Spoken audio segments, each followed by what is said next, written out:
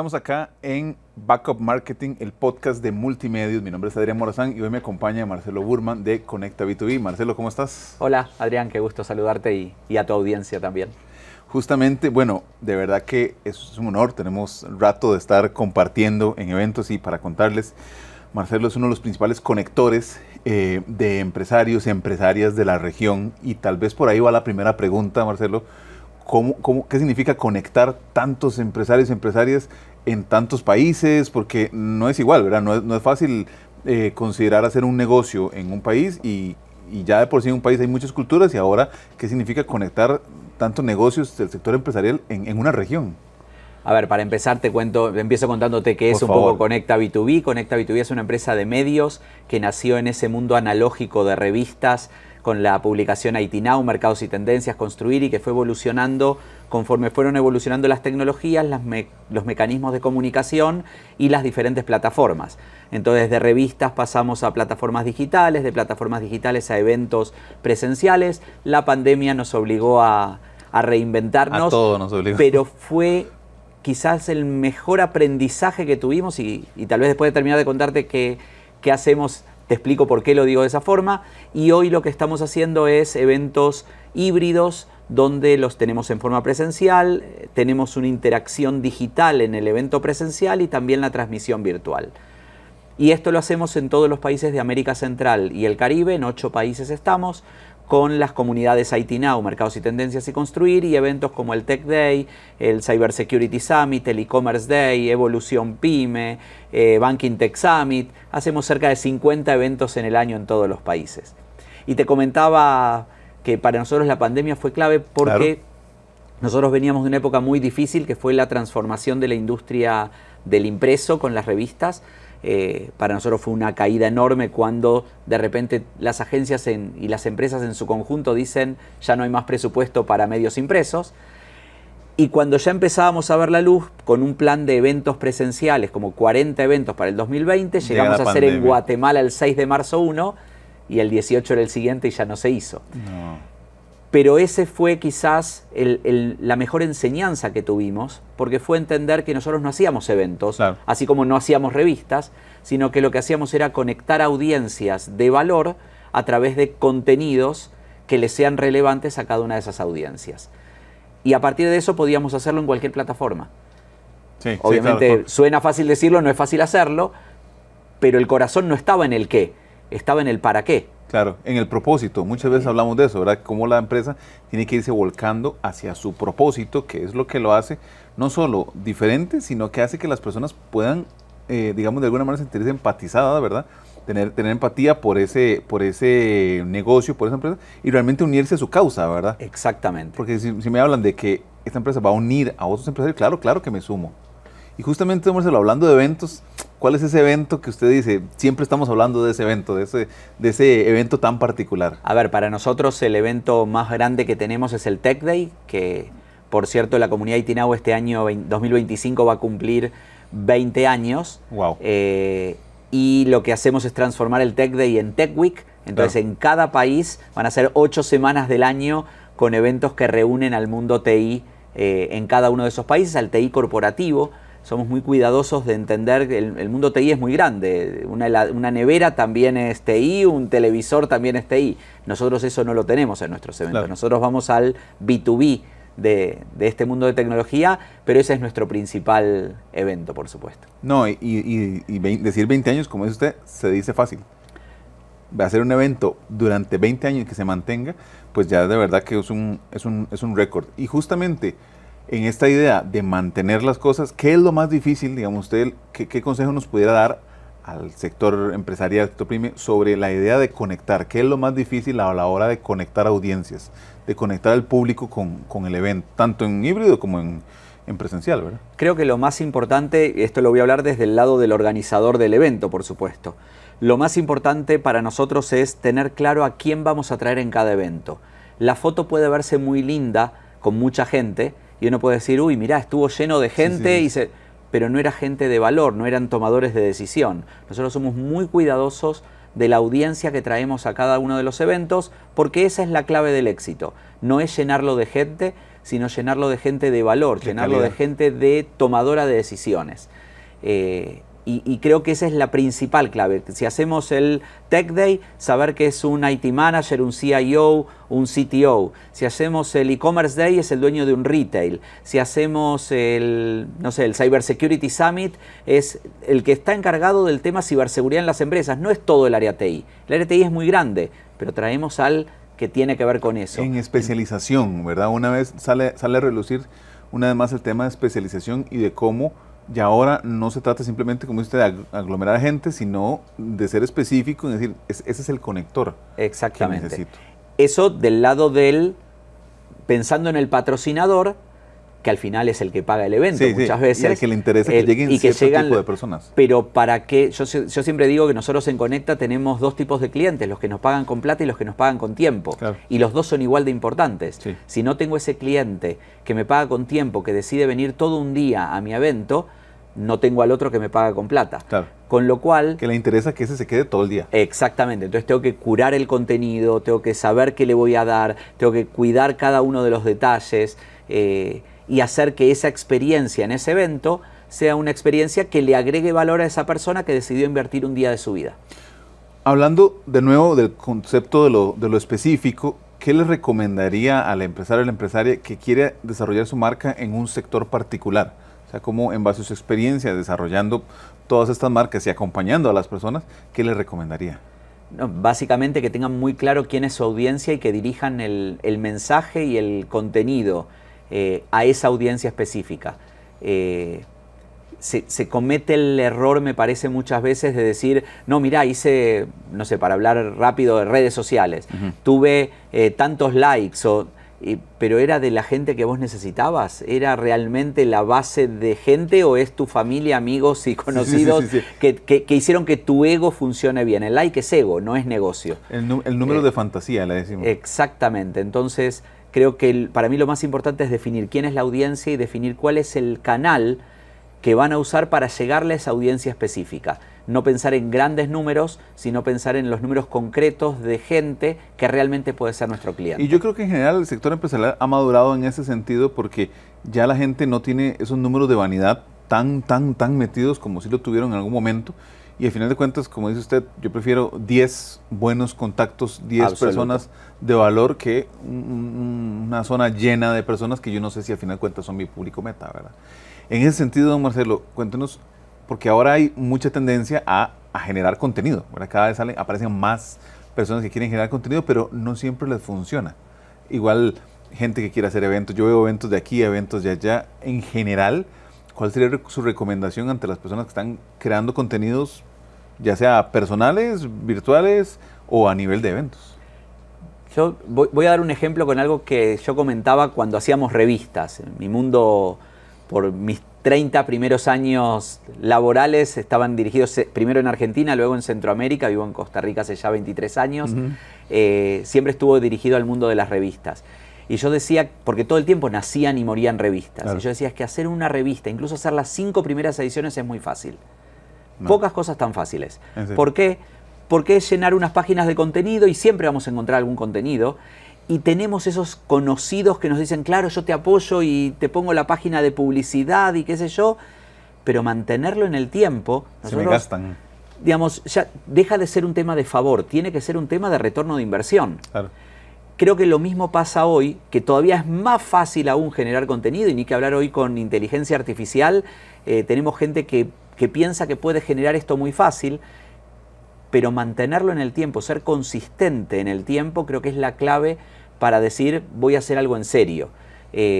Nosotros, no sé, solo para dar un ejemplo, la revista Construir, que hoy sale solo digital, pero tiene su comunidad, va por su edición 204. Wow. Es decir, ya son muchos meses y años haciendo esa publicación, y IT Now va por su edición 163. Cuando uno ve eso, uno dice, bueno, hay consistencia. Obviamente hay que ir evolucionando el medio, no podríamos seguir haciendo lo mismo que hacíamos allá por el 2004, 2005, cuando salieron las primeras ediciones. Tiene que actualizarse. Es ir evolucionando y siempre entendiendo cuál es la audiencia y cuál es el contenido que quiere esa audiencia. Pero además, teniendo ese plan de mediano y largo plazo. Insisto, hacer los primeras los primeros podcasts, las primeras publicaciones en redes, las primeras blogs, etcétera, etcétera, es muy fácil hoy. Claro. Sí. Ser consistente en el tiempo, no. Y ahora, qué valioso que lo mencione en ese sector, porque habíamos hablado mucho de que un restaurante nace, lo vemos 3 meses abierto, cierra, pero en el sector también de la comunicación vemos muchos, en la pandemia nacieron muchos medios. Absoluto. Y murieron muchos medios.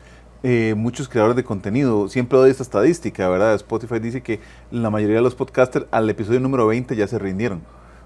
Y qué valioso es ver al empresario y la empresaria que se mantiene a través del tiempo y que planifica, ¿verdad? Que planifica una cantidad considerable. Metámonos un poquito en ese tema de inteligencia artificial. ¿Cómo siente, Marcelo, porque usted es un abanderado de la inteligencia artificial, ¿verdad? Y la incluye muchísimo en los eventos y demás. ¿Cómo siente que está impactando a este sector? A ver, yo creo que todavía no somos conscientes, en general el empresariado y las profesiones en general, no somos conscientes del cambio que se viene en los próximos 2-3 años. No estoy hablando de 10, 20, estoy hablando de 2, 3, 5 máximo. Sí. Y hablar de 2, 3, 5 años es pasado mañana. Sí. Estamos a la vuelta de la esquina. El cambio va a ser tan grande que no vamos a entender qué nos pasó en el camino. Cantidad de roles laborales se van a perder en el camino, que se van a tener que reconvertir porque el mundo que se viene es otro.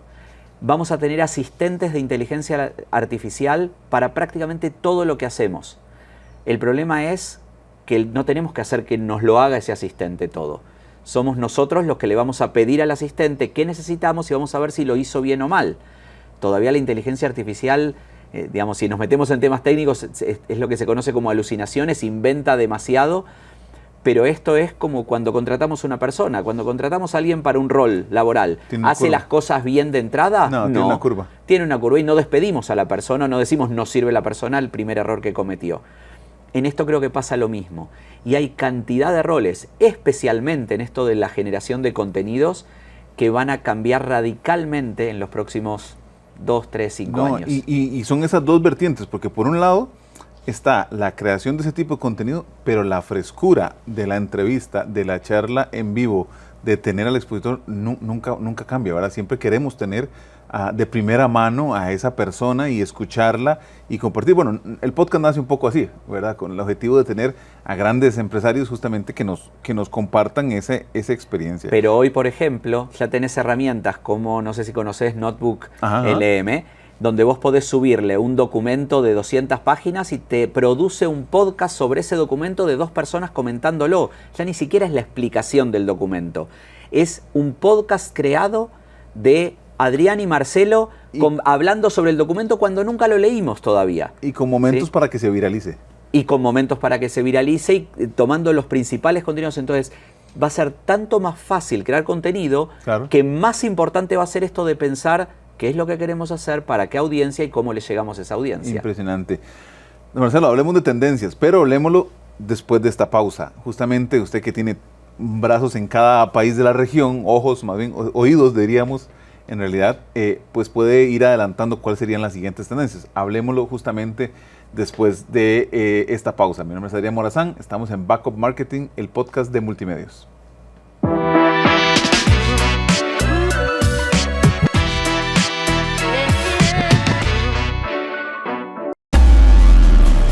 Alerta 8 son historias de vida, hechos que impactan a Costa Rica. ¡Véngase para acá, huevón! ¡Véngase! Información veraz, con la mejor cobertura. Compañeros, hay que ver el elemento de Dios también. Somos Alerta 8, la historia detrás de la noticia. Alerta 8, de lunes a viernes a las 6 de la tarde y domingos a las 7 de la noche por Canal 8. Inaudito. Amigas y amigos lindos que nos ven desde Costa Rica, no se pierdan Inaudito de 3 a 5 de la tarde por Canal 8. Más allá de tu ventana, hay un mundo sorprendente que guarda historias escalofriantes. Aquí tendremos los relatos más aterradores sobre fantasmas, asesinos seriales. Pues lo maté y hoy lo maté me lo comí. Evidencias de vida extraterrestre. Inaudito, de lunes a viernes, 3 de la tarde, por Canal 8, más cerca de vos. Paula Brenes junto al equipo de periodistas de Noticias Telediario le traen la mejor información en directo desde el lugar de los hechos, política, economía, sucesos, deportes y el mundo de los famosos. Telediario en directo, lunes a viernes 1 de la tarde por Canal 8, cerca de vos.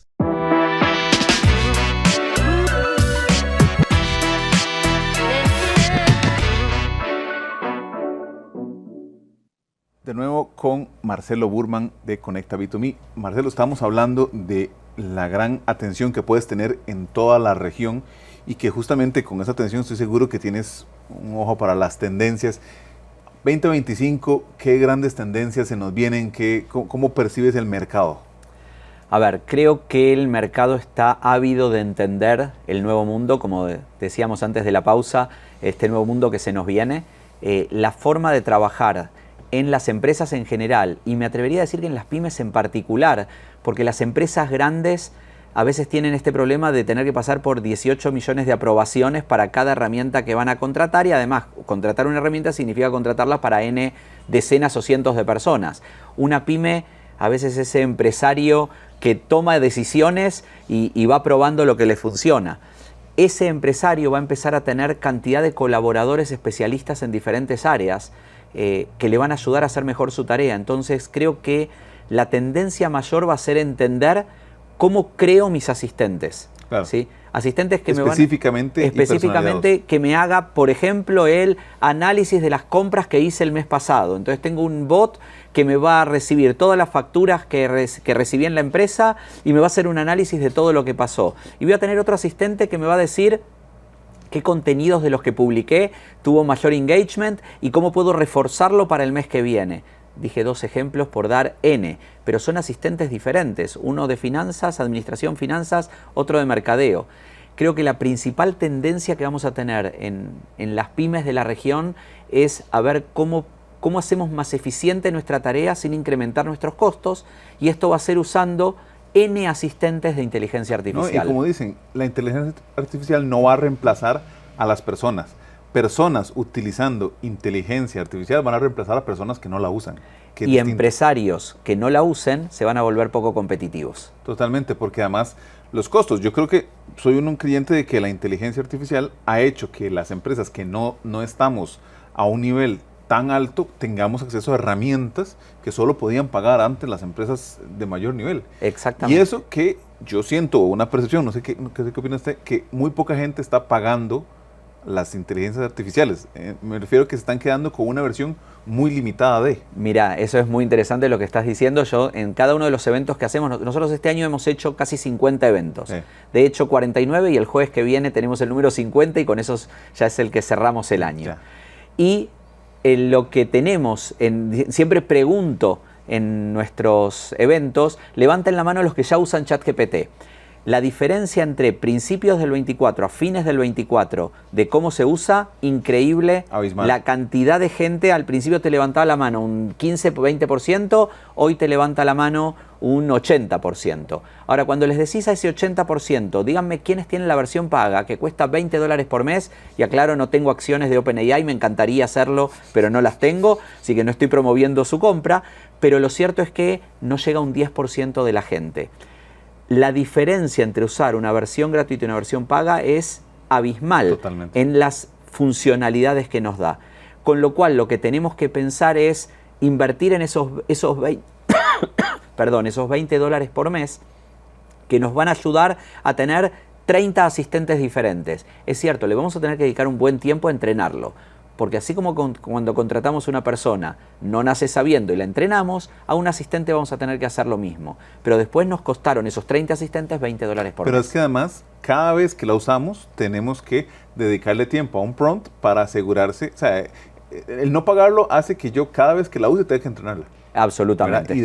Y de nuevo, ¿verdad? Y sí, y a veces te guardan ciertos históricos, pero no es igual. No es lo mismo. No es igual.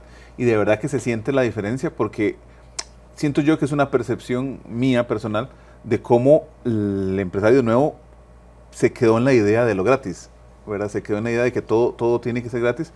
Yo recuerdo cuando los programas de diseño y de edición de las grandes compañías, ¿verdad? Eran impagables, ¿verdad? Y ahora en realidad se paga una cuota mensual mínima por poder utilizarlos. Mismo concepto de no querer formalizar, mismo concepto además que no es que esté mal, pero es que yo creo fervientemente que esas herramientas están a la mano y que es mi forma de aportar un poco a OpenAI o cualquier otra empresa simplemente por utilizarlo, una forma hasta agraciarlo. El mismo sistema de Patreon, el mismo sistema de pagar por los eventos, de pagar por las asesorías, ¿verdad? Es decir, esto vale la pena invertir en mí. Totalmente, totalmente. Don Marcelo, y justamente, ¿cómo cree que ha evolucionado la necesidad del networking en la región? A veces pensamos que el networking es ir a tomar café juntos, el net drinking, ¿verdad? Pero, ¿cómo ha evolucionado la necesidad del empresario o empresaria de conectar personalmente, sobre todo a nivel presencial? Bueno, esto es bien interesante porque cuando vino la pandemia, nosotros durante la pandemia hicimos al entender esto que decía antes, de que era un evento, que era lo que hacíamos, que no hacíamos eventos, sino que conectábamos audiencias, nos migramos a eventos virtuales. Siempre sentí que eso no era un modelo de negocios de largo plazo, que en algún momento el ser humano iba a tener que volver a conectar personalmente. Claro. Pero mientras duraba, lo seguimos haciendo. Okay, que sirva. Y hay que seguir comiendo todos los días, entonces había que seguir haciéndolo. Creo que hoy, si bien las plataformas virtuales sirven para ese primer contacto, todavía y por mucho tiempo el ser humano, que es un ser social, necesita conectarse. Entonces, por eso es que nuestros eventos, nosotros este año hemos pasado 8.000, 9.000 personas por nuestros eventos. Y esto tiene que ver con esa necesidad de conectarse, de aprender en vivo y de interactuar en vivo. Esos dos conceptos me parece que siguen teniendo valor y los seguirán teniendo. Totalmente, porque como dice usted, el ser humano es social y además tenemos la necesidad de compartir, de enseñar, y además el consumo de este tipo de productos, por ejemplo, de podcast, es altísimo y uno siempre quiere escuchar a personas como usted que quieren compartir de sus contenidos. Y justamente le voy a hacer una pregunta de ese punto para las personas que están arrancando, no digamos arrancando de cero, pero sí que tienen un cierto nivel y quieren desarrollarse más. ¿Cuál diría usted que es la estrategia empresarial o de branding o comercial que usted pudiera dar como una recomendación a todo este sector? A ver, cada industria es un mundo y cada negocio es un mundo, entonces creo que no hay ninguna estrategia que sea común a todos. Así como las personas somos diferentes, los negocios son diferentes y las audiencias son diferentes. Pero hay características que cualquiera sea la estrategia que usemos, tenemos que mantenerla. Una es la que dije antes, para mí, de la consistencia. No podemos pensar una estrategia y no mantenerla en el tiempo, una estrategia determinada y no mantenerla en el tiempo, demostrando que creemos en eso. Si yo hago algo hoy y a los 3 meses digo no, ya me cansé y no sigo y después cambio por otra cosa, del otro lado se ve que soy algo que no tiene sustento. Claro. Entonces, para mí la consistencia en lo que uno haga es fundamental. Segundo es aprender todo el tiempo de lo que vamos haciendo. Es ese feedback de retroalimentación. Así como la inteligencia artificial, decimos que hay que entrenarla y aprender, porque ella va entendiendo de lo que le pedimos y de lo que nos responde y de las respuestas que le damos para ir siendo cada vez mejor, digamos, lo que hay que entender es que la inteligencia artificial se entrenó o se entrena tal como aprendemos los seres humanos. ¿Cómo aprendemos? Del error también. De la práctica. De la práctica. Entonces ese feedback de lo que hacemos. Entonces entender qué es lo que está pasando con lo que hicimos, para mí nos hace mejores si realmente aplicamos ese aprendizaje. Y tercero, sentir que, y esto me parece que va a ser una característica del mundo que se viene, que no la sabemos todas y que vamos a tener que seguir aprendiendo todo el tiempo. Yo tengo 54 años, el año pasado terminé una maestría y este año empecé a cursar otra, porque siento que me estoy quedando, que el mundo del aprendizaje, y esto vale para cualquier profesión, lo que me enseñaron cuando estudié en su momento, ya no va. Escuchaba a un experto en educación hace poco que decía, creo que a futuro deberíamos terminar con las graduaciones, porque la graduación implica terminé de estudiar y ya estoy listo para trabajar y para la vida. No, nunca terminas de estudiar. No, y eso pone muy entredicho la educación universitaria, que es otro tema que nos daría para mucho, pero en realidad la idea del empresario que se capacita constantemente es clave, y sobre todo porque estamos en un momento, como decía otro empresario que estuvo por acá, que es el momento más fácil para emprender de la vida, ¿verdad? Para obtener todos los conocimientos de la humanidad y para adelantarse y para compartir. Y, por ejemplo, espacios como el suyo, yo puedo decir personalmente que a mí me han servido para conectar con una serie de CEOs y de nivel empresarial que difícilmente se encuentra en otro lado. Pero su oferta siempre es capacitación y aprendizaje. Ya casi vamos cerrando, pero no me quiero ir sin esta pregunta. ¿Cuál cree que es justamente la competencia, el skill, la habilidad más importante que el empresario o la empresaria debería empezar a desarrollar? El skill más importante a desarrollar. Vuelvo a lo que decía, aprender, desaprender y volver a aprender. Claro. Saber que lo que hicimos hasta ahora no son, como se dice, vacas sagradas, y el famoso siempre lo hice así desaparece de nuestro vocabulario.